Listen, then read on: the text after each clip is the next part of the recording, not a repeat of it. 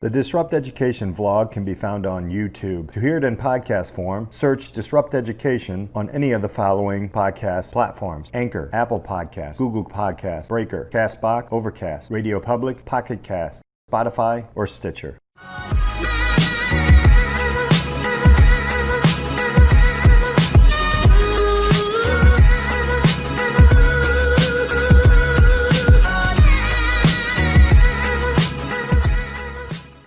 Welcome to this episode of Disrupt Education. I'm Peter Hostrasser. I have Jonaed Iqbal here, who is the founder of NoDegree.com. And if you know Disrupt Education, when I heard NoDegree.com, I had to get Jonaed on here. Jonaed, thanks so much for being here with us, man. Is that the fastest you got someone on the podcast? Because it was less than 12 hours? It was less than 12 hours today, man. It was awesome. I told my students, so what we're talking about is we had a career day, and this guy's the keynote speaker. And I told my students actually before, I said, I am going to get him on my podcast because I got to learn more about him. Yeah. And it happened in 12 hours. So that's awesome. That's the beauty of today. It's like you put yourself out there. And, it's just funny how these things worked out. It's like I met Stacy online, right, on LinkedIn. And now it's like because of her, I met you, right? And because of you, I'll meet someone else. And because of me, you'll meet someone. And, that's how, these things work. Yeah, it's connections, it's networking, it's moving, a lot of moving parts. Well, let's jump into who you are, man. What are you doing these days? Let's go back. Let's start with your education. What was that path like? Because you got a very unique education path, which we all do. But let's talk about your path in education, man. Look, I mean, I was always a good student. I think by the third grade, that's when I became a really good student, right? I think second grade, if you look at my report card, it was like talks too much. I had we used to have E, G. I had like an N, S, satisfactory, and an N. I had a lot of S's and N's and whatever. By third grade, I was getting like the E's and G's, right? And then before it switched over to like the 3s and 4s, and I was always very good in math and stuff. And I was good too. I did talk too much. Like that was every report card. It's like he socializes too much, and it kind of worked out. Like I guess there was a sign, right? And I went, like, my parents were big. Like, I've always had tutors and all that stuff. And it's not like I needed tutoring. It's just like you had to have a tutor, right? You had to be on top of the stuff. And I remember in 6th grade, I went to like a summer school, and they put me in 8th grade math, and I had the highest grade in the class, right? So in summer, I spent like 30 minutes on the bus, like going to this 2 classes and all that stuff. So, and then I went to like a competitive high school, one that you had to test in. So I went to the Bronx High School of Science. It's a top 20 high school in the U.S., and it's super competitive, right? And it's like you can't get in. There's no tuition. You have to, on this test, you have to get above a certain score, and it's the second hardest one to get into in New York City. The first is Stuyvesant, so that has a higher credit score. I think I was off by a few points, but it worked out. And that really impacted it, and it really affected my view on school, right? Because I didn't necessarily hate school. I hated the admin aspect of it, and I hated the fact that it was so much work at such a young age. Like I worked harder in Bronx Science than I did at Columbia. I've worked more hours probably during work here and there, but like what I enjoyed about schools was I was captain of the wrestling team, but my commute was like an hour and a half, so I have to wake up at 6 a.m. every day, and I'd come home at 9 p.m. and then I had like, dude, we used to have like 3 to 4 or 5 hours of homework. Like some of these teachers were crazy. Like I'm all okay with homework, right? But some of these teachers, like they used to take like an hour or 2 and then tests and all that. And it was tough. But, then I was so burned out from high school. Our school has a system where Stony Brook University, it's called on-site admissions. You just bring in your report card, your SAT score, ACT score, and they tell you whether you got in or not. Now, unless you're below like an 80 average, you pretty much get in on site, and then you have to fill out the application. So I got in, and all I had to do was copy and paste my application into that. I didn't even finish that. So even though I got into the school, I didn't even like check them out. I was so burned out. I just had to, because I was like, I wanted to be a gym teacher and all that. So so you didn't know that. I went to SUNY Cortland for a semester. I wanted to be a gym teacher. Yeah. But when I sort of, due to some life things and all that, and also the fact that as a teacher, there is a lot of liability. I thought I would be a gym teacher. I would just work out with the kids and I'll be fit and all that. But there's a lot of liability involved, right? Like if a kid gets hurt while you're playing or over there, it's a lot. So that kind of like took me off that path.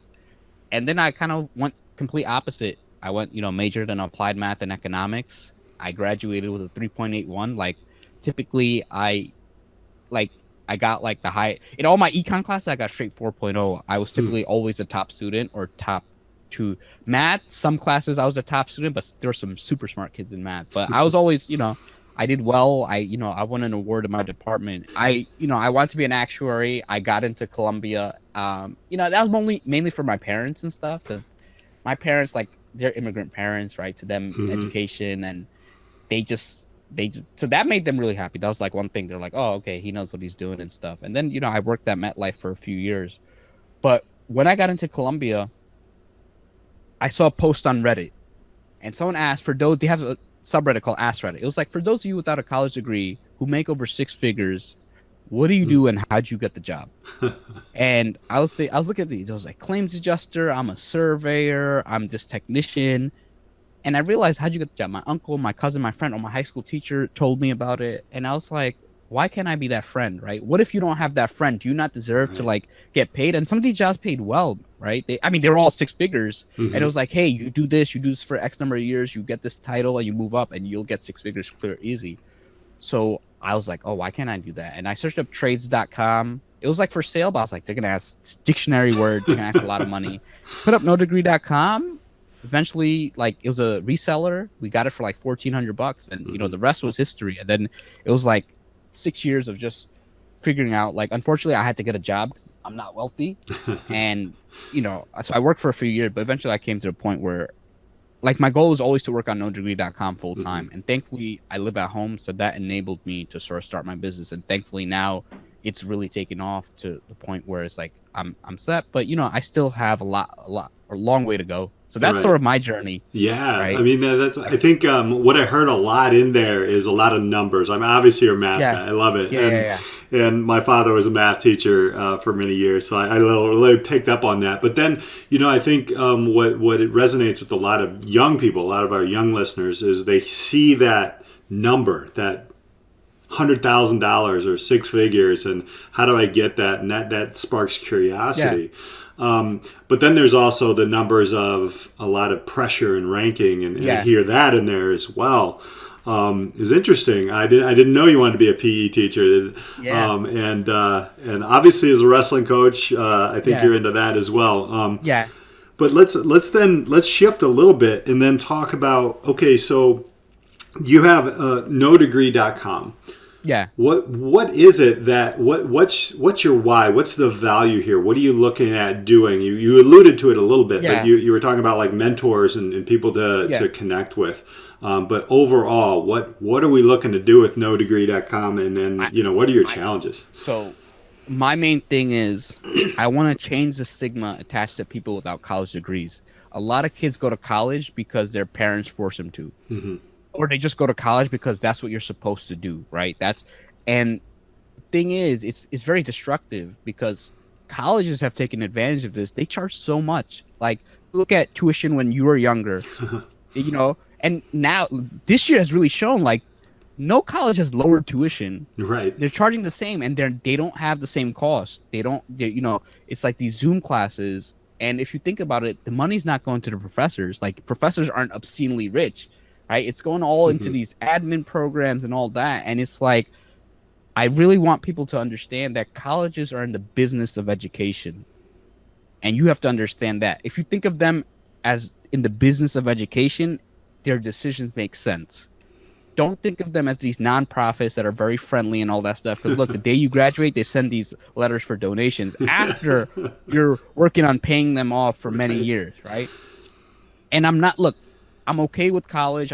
It's just that it does not make sense. And then the other thing is, not everybody is good in the classroom. So a lot of people are defined by, oh, this guy PhD from Harvard, or this guy is law school Harvard. There are some people who are just outright jerks, right? There are people who Hmm. screwed over their business partners. There are people who are not ethical.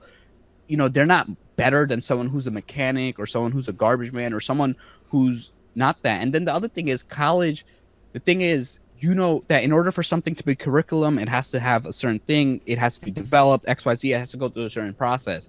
Some of these industries develop so fast that you cannot really learn it in the classroom Right. the same way, right? Like, AI, right? You gotta sort of be in the field and all that. And then the other thing is, I'm a big fan of like alternative paths. Mm-hmm. Like you should be able to, you see a lot of jobs, right? It says like, oh, I must have college degree, and you Yeah. look at it and it's like, but someone can do it without. Like, look, yeah, and I think, look, if it's a biology research job, must have college biology degree. Okay, that Right. makes sense. You work in the lab, you have this experience.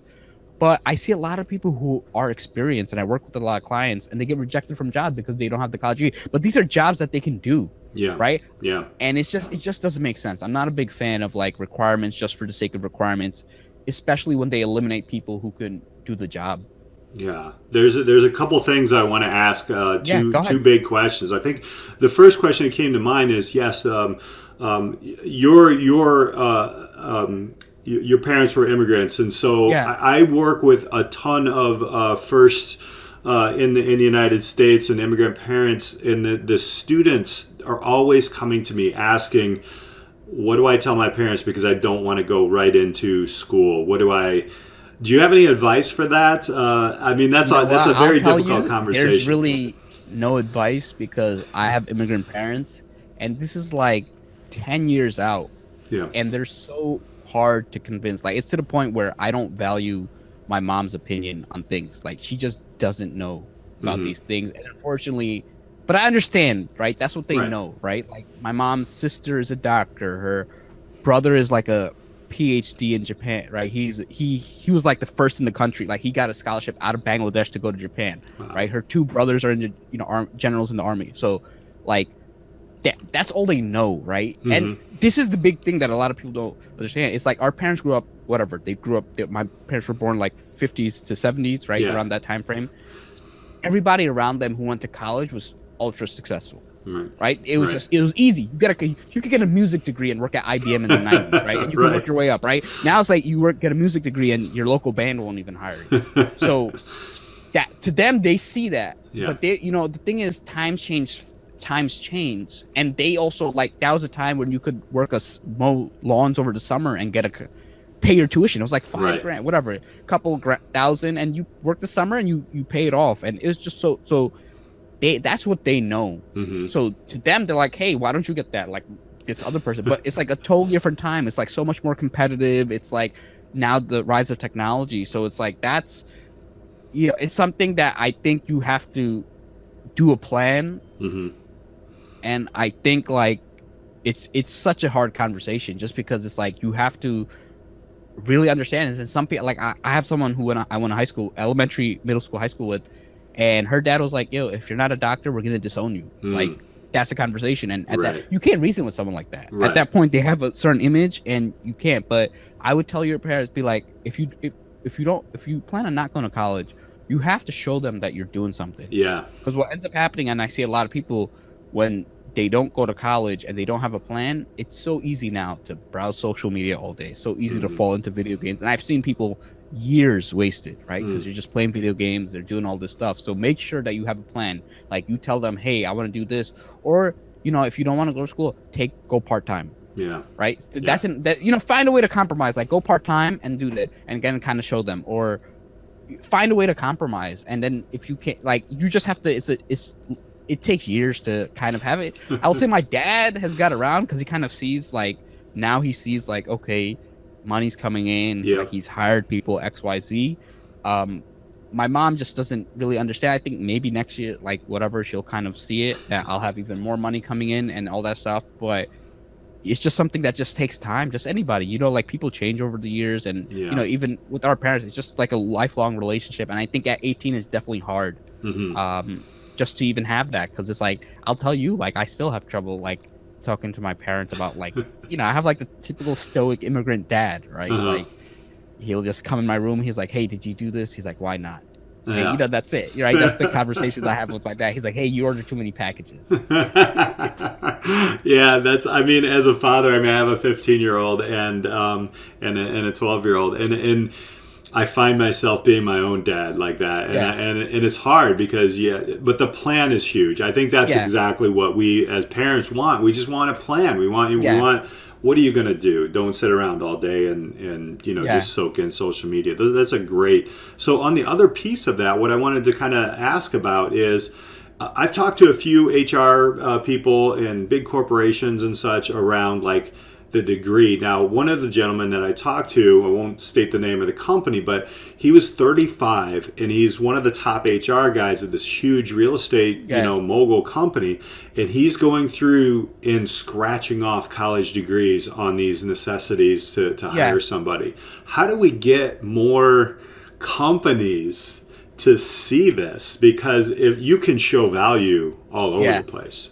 You know what? More and more companies are seeing this because Google, IBM, Microsoft, they all removed the college degree requirement. So more and more companies are seeing this. But just realize that even though if it's official company policy, it may not be that person's policy because Yeah. that person went to school and stuff.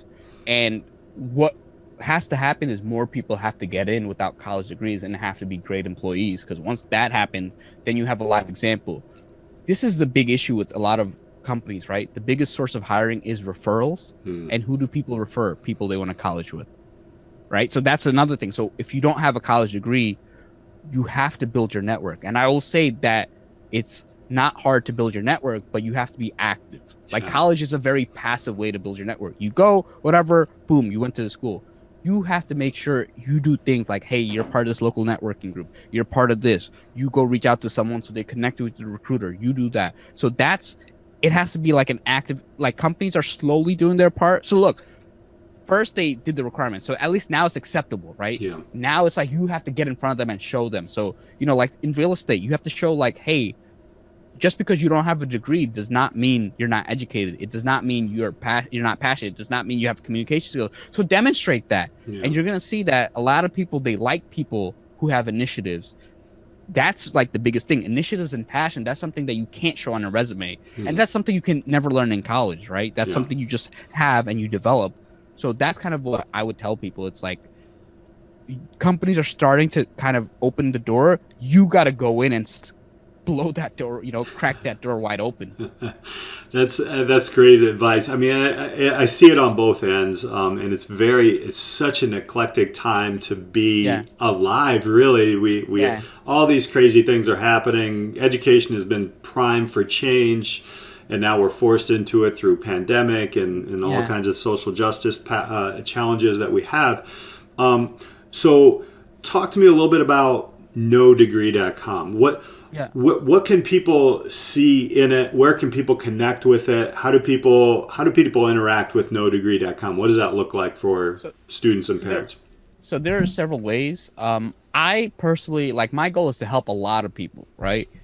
And because I know, like, look, interview prep and resumes, there's only so much I can do, right? Like, I can't do 100 resumes next week, right? So my goal is I want to educate through content. So I spend a lot of time. I have like a small YouTube channel.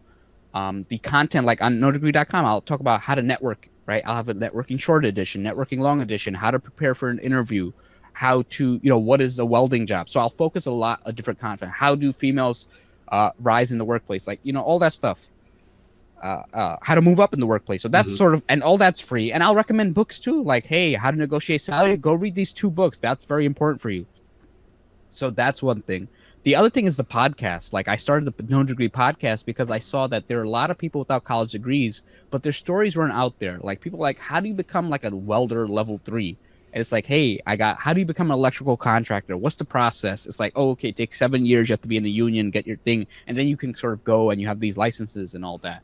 And so that's why I interview people. Like, I've had people, like one guy, he currently works at Twitter, right? And he worked at Salesforce. And I had another guy who's a comedian and he made $18K as a comedian. He became a salesman and now he's making over $500,000. It's like a lot of people talk, but I want to introduce people to the journeys, and every episode's a little different. And I'm not saying you got to become a salesman or you got to do it this way, because everybody has something different in life that they want to do. But that's sort of how the best way to interact with NoDegree.com. And then obviously you can connect with me on LinkedIn.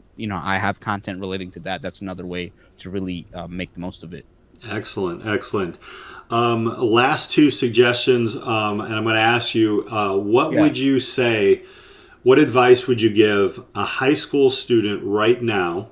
And then on the other end, what advice would you give parents of a high school kid about ready to transition to the next level of whatever their learning journey is? So we'll start with the student in Yeah. school. Okay. Awesome. So I actually recently became a certified career coach. There's a certification called the UMAP. There's the Gallup Strengths Finder test, and it's kind of on steroids. So what I would kind of say is that, especially as a high school student, like my biggest strength is self-awareness. I know what I'm good at. I know what I'm not good at.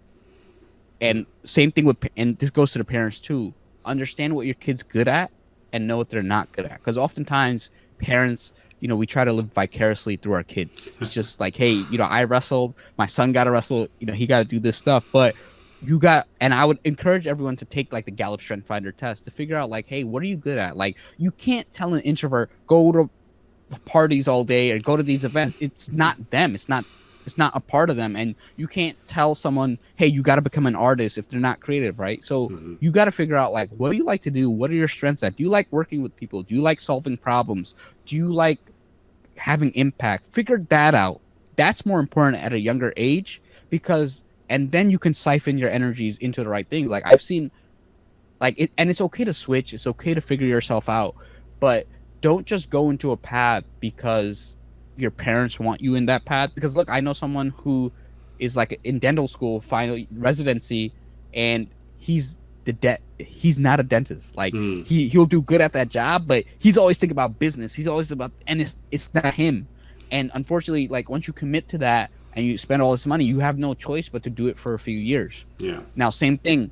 Parents understand that your kid's not the other kid, right? One thing I disliked about my parents is like, oh, this person got this person got a high grade, this person is doing this, why aren't you doing that? It's like, kind of understand that it's okay if your kid's not that, but make sure help your kid be the best version of themselves, right? Yeah. Understand that they're still growing and help them along the way. And I think that will like make a big difference. And it's something and it's not easy, right? It's like, you're still like, look, I hang out with my nephew, but encourage, like, for example, like, I know he's going to watch YouTube. Like, you're not going to stop a kid from watching YouTube. So I'll kind of tell him, be like, hey, can you research podcast mics? Yeah. Can you research monitor? And what he'll do is he'll go on YouTube and he'll be like, hey, you need this for your podcast mic. Because they're going to do certain things. So kind of push them in a slightly different direction that they can kind of help you. And you'd be surprised that what you can do. Because there is some positive social media, like technology, right? How to build a PC, how to do these things. And you'd be surprised that these are great things. And then they get into these passion projects, they start building and all that stuff. And now it's a creative outlet of their time. Now they're spending their time doing XYZ, learning how to do this, and they can take it somewhere else. And then in an interview, they can show a picture of their custom built PC, and that sets them apart, and that helps them get a tech job. And like, that's how life goes. Like, find ways to like work with your kid, because it's like working against someone is just not gonna work, right? It's just like, it's antagonizing from both ends, and it just doesn't get anywhere. It's funny you brought up computer. My son is actually the one who built the computer I'm working on right now. Nice. That's and that is such great advice. As a father, it's tough. It is hard to let your kid get out there and fail. I know a lot of people think they're failures because their kid kind of hangs out at home while they're maybe 20 or so, but that's not the case. I mean, I totally agree with everything that you're saying there, and it's great advice. Hey, man, Jonaed, I want to thank you so much for hanging out with us on Disrupt Education. It's NoDegree.com. You want to check this out, and we'll put all the stuff up down below. Thank you all so much for hanging out with us on Disrupt Education.